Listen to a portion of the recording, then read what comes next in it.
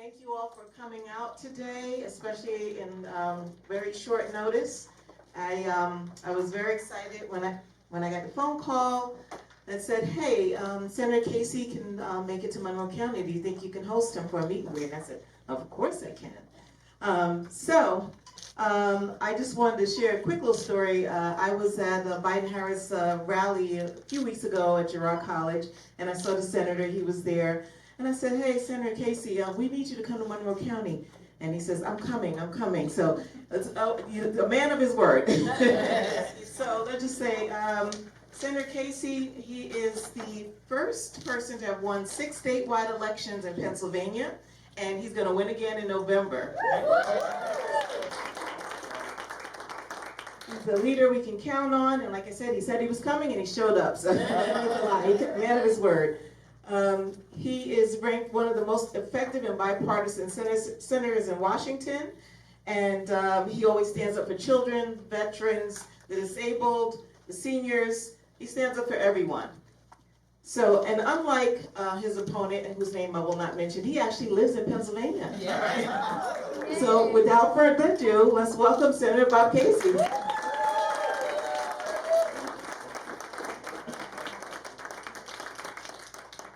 Chair, thanks for welcoming us here, welcoming me and my team here, and I'm so grateful we have this map behind us because it does look like Monroe County's blue. That's a good sign. Now, to be honest, we copied that from the Department of State, so it's their colors, but I kind of like the fact that it's blue. I'm not sure what green means. We like it too. But we're grateful you're here on a busy holiday week in the middle of, almost the middle of the week and also the middle of the day. So we're grateful that you're willing to put forth your time and your energy and your efforts to help not only me, but the president, our whole ticket, United States Representative Cartwright, all those running on the ticket from the General Assembly. It's nice that you have pictures up to remind folks that we got a big ticket, as well as our statewide candidates for Attorney General, Auditor General, and State Treasurer. But you're here today, I think, because you're not just interested in politics and elections. You're here today because you love our country. And you're worried about where our country could go if we make the wrong decisions in 2024. So, and for that reason alone, and most urgently, I'm grateful for your presence here today. Look, we've got a big race ahead of us.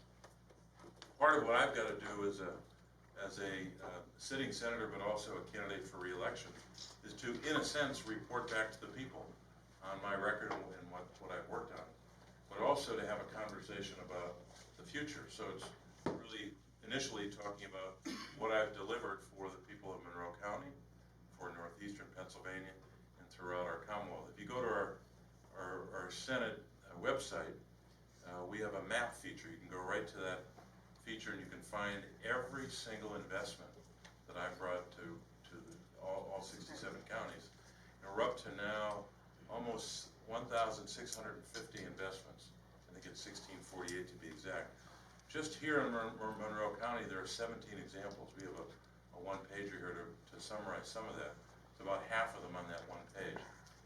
A lot of numbers, a lot of investments in public safety, in infrastructure, roads and bridges and all of that.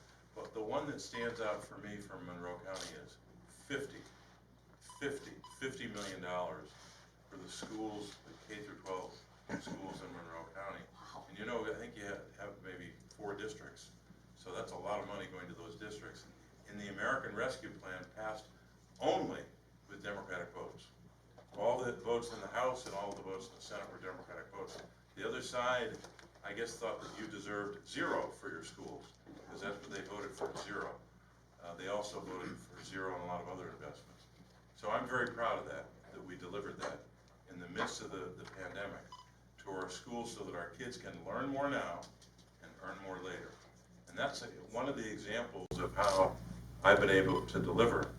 But I think also in a race like this is not simply a retrospective on kind of what you've done. People want to know what you're going to do going forward. And that's where the debate's going to be. This is going to be an election. My election, the president's, every election really, is going to be an election. If you had to boil it down to one word, you can boil it down to one word: rights. Voting rights and democracy are going to be largely decided probably for the next 25 or 50 years based upon what we do in 2024. We have to pass the John Lewis voting rights bill that I already voted yes on. And I voted yes to change the rules so we could pass a bill like that, as well as a lot of other pieces of legislation, with 51 votes instead of the rule that requires 60. So voting rights is on the ballot. Women's rights.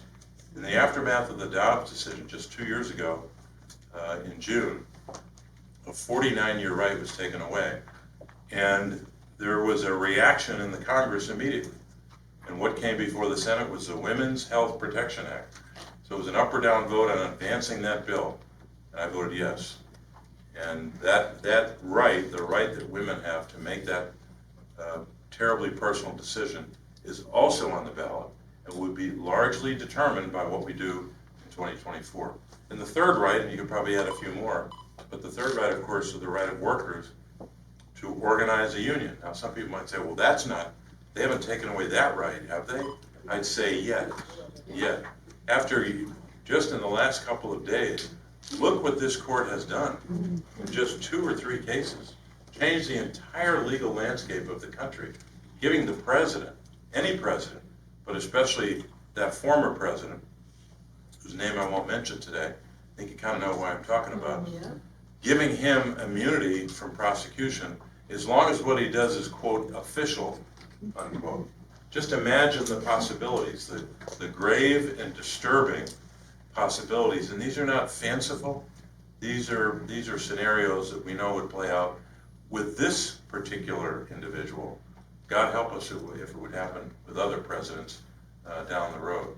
The decision they made last week on the so-called Chevron deference, where traditionally now for more than about 40 years now, we've had a legal mandate, or at least a legal precedent, that said that if an executive branch agency makes a determination based upon their expertise, based upon things like science, that they make a determination about what we have to do to have clean water, what we have to do to have food safety inspections.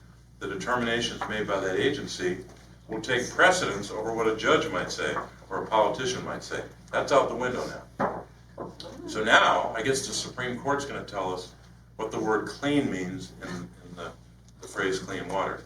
That they know more than the experts, that the Supreme Court knows more, I guess according to the reasoning, than the experts in these agencies that have built up expertise and experience and who are not political. And that's why they're there, because they're there to do a job. So for all those reasons and more, for women's rights, for voting rights, for workers' rights, we got to be really concerned about what's next, because, as I mentioned, the right to organize a union could be the next right that they take away. So why is that relevant to my race? Well, it's relevant because it's relevant to how I vote and how I will vote. But it's also relevant because the other guy in this race, Mr. McCormick, is a no on all those votes. He will never support the Women's Health Protection Act. Never will. In fact, he said in a debate in 2022 when he's running for the Senate, in a primary, trying to run to the right and try to get as many hard right voters in a primary, he was asked a specific question, not just on abortion generally, but on what exceptions you would support. He mentioned one in his answer. He called it the rare instance of life of the mother, which in and of itself is disturbing that he described it that way. But he is on record, so he's never going to support the bill that I supported to advance. Do you think he's ever going to vote for the John Lewis Voting Rights Act? He's not going to support that bill because his party is unilaterally, categorically against it in the United States Senate. And workers' rights, don't even begin to have a conversation about that. This is a candidate who will undermine working men and women. When there's a choice between the far right and workers, he's going to go with the far right. We've already seen in his work as a very wealthy businessman, hedge fund manager, the largest hedge fund in the world. This guy's worth a couple $100 million, probably $400 million. In those instances, he chose to make money investing in China over our country. Oh. He made that decision. He said, I can make money in China by investing, And not just in some company in China. This guy made decisions as a hedge fund manager to invest in the Chinese military, bombers and aircraft carriers, companies that were building equipment and weapons for the Chinese military. So he made his decision to make money over the best interests of the country. And so you can't depend upon him. You can't trust him. You can't trust him to support rights. You can't trust him to support working people. And you can bet that if he were to be a United States Senator in that MAGA majority, that he will vote over and over again to uphold the interests of corporations and billionaires. Why do I know that? Because the only ads he has on the air till about 24 hours ago were ads paid for by one super PAC that was set up to benefit not the Republican Party, not Republican Senate candidates across the country. One super PAC set up by out-of-state billionaires to support this one candidate who also lied to the people of our state about where he lives. So you have an out-of-state candidate being supported by out-of-state billionaires to try to fool us about the direction we should take our country. We're not going to let him do that. We're going to make sure that we get the vote out. We're going to win Monroe County, and we're going to get the vote out here and in every other county to make sure that we defeat David McCormick. And when we do that, we're going to be defeating those billionaires as well. So I hope they keep coming into this state. They've already announced, when you add up the billionaire super PAC and then the other super PACs, they've already announced $70 billion of negative advertising they're going to hit me with. $70 billion. That'll be an all-time record. But you know what? I'm looking forward to beating them after they spend those $70 million trying to defeat me. That's what I'm going to do.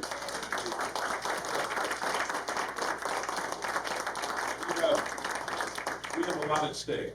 I don't think I have to explain what it means. You all know. You wouldn't be here if you didn't understand it. We have a lot at stake for our country and for our Commonwealth. We have to prevail. This is not an exercise in having an interesting back and forth, an interesting, discussion about issues. The objective of this campaign, my campaign and every other campaign, is to win, to make sure that we win. And I'm going to work night and day, as I have for 19 months now, or almost 19 months. I guess it's 14 months. It'll be 19 by the end of the campaign.